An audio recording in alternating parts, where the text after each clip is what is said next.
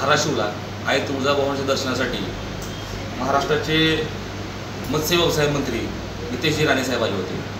नितेशजी राणे साहेब आल्यानंतर एक महायुतीचा घटक म्हणून मित्रपक्ष म्हणून मला आनंद झाला आणि असं वाटलं की आता जिल्ह्याला काहीतरी नवीन घोषणा मिळेल, जिल्ह्याला काही निधी मिळेल आणि पण असं होताना काही दिसलं नाही। याच्या उलट काल नितेशजी राणे साहेब जिल्हा नियोजन समितीवर त्यांनी भाष्य केलं।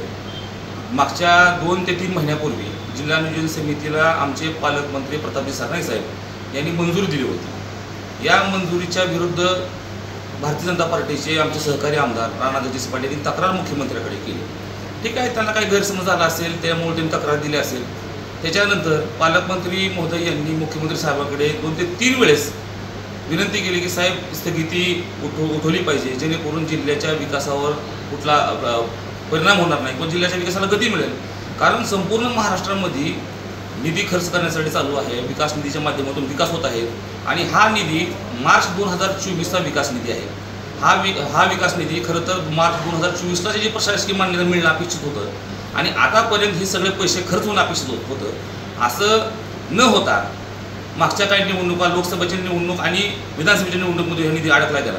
त्याच्यानंतर नवीन सरकार स्थापन झालं। नवीन सरकारमध्ये आमचे धाराशिवचे पालकमंत्री प्रतापजी सरनाईक साहेब यांनी या नवीन 266 कोटीला मंजुरी दिली। त्याच्यानंतर भारतीय जनता पार्टीचे आमदार राणादादा पाटील यांनी तक्रार केली आणि तक्रार करून तो निधी स्थगित केला। त्याच्यानंतरही आमचे पालकमंत्री सरनाईक साहेब यांनी मुख्यमंत्र्यांकडे 3 ते 4 वेळेस याचा पाठपुरावा केला आणि निधी उठवण्याबाबत मुख्यमंत्री साहेबांकडे विनंतीपत्र देखील दिलं। त्याच्यानंतर देखील पुन्हा आमदार साहेबांनी तक्रार दिली असं समजतंय। तर या सगळ्या प्रक्रियेवर काल भारतीय जनता पार्टीचे मंत्री नितेशजी राणे साहेब यांनी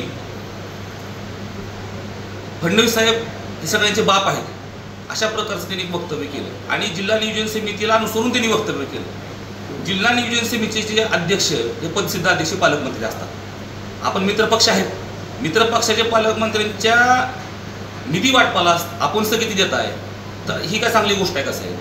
आणि शेवटी हा निधी कुणाचा आहे? हा निधी सर्वसामान्य लोकांच्या जिल्हा धाराशिव जिल्हावासियांचा निधी आहे। या निधीला स्थगिती देणं म्हणजे कुठल्याही मोठ्या प्रकारचा आपण गड जिंकलेला नाही आहे किंवा कुठल्याही मोठ्या प्रकारचा आपण पराक्रमा केली असं नाही आहे। खरं तर आपण महायुतीचे मंत्री म्हणून आपण हा सगळा प्रकार समजून घेणं अपेक्षित होतं आणि जर काय गैरसमज असतील भारतीय जनता पार्टीच्या आमदारांनी आमच्या मंत्र्यांमध्ये तर ते बसून कुठं तर तो कोलॅबोरेशन करून तो लोकांना निधी कसा लवकरात लवकर मिळेल, तो निधी कसा खर्च होईल, जिल्ह्याच्या विकासामध्ये भर कशी पडेल हे आपण बघणं अपेक्षित होतं। असं न करता आपण सत्तेच्या आविर्भावामध्ये आपण काल बाप काढला। साहेब कुणाचा बाप काढता? कशासाठी बाप काढता? ही महाराष्ट्राची संस्कृती आहे का?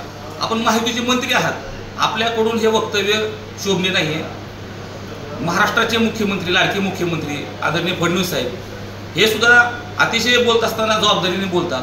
आमचे नेते एकनाथजी शिंदे साहेब बोलत असताना अतिशय जबाबदारीने बोलतात। आपले वरिष्ठ नेते अशा पद्धतीने कधी बोलत नाही, त्यामुळे आपण सुद्धा असं बोलणं योग्य नाही। एक शिवसैनिक म्हणून, एक धाराशिवचा नागरिक म्हणून ही माझी शोकांतिका खंत मी आज आपल्या माध्यमातून व्यक्त करतो।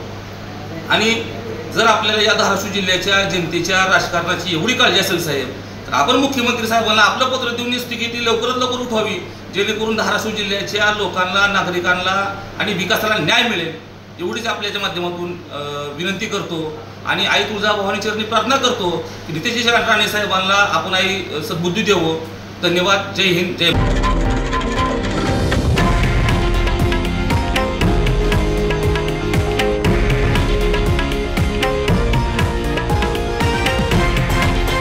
हे आहे देशातील नंबर 1 न्यूज नेटवर्क आणि आपण पाहत आहात TV9 मराठी, एकमेव।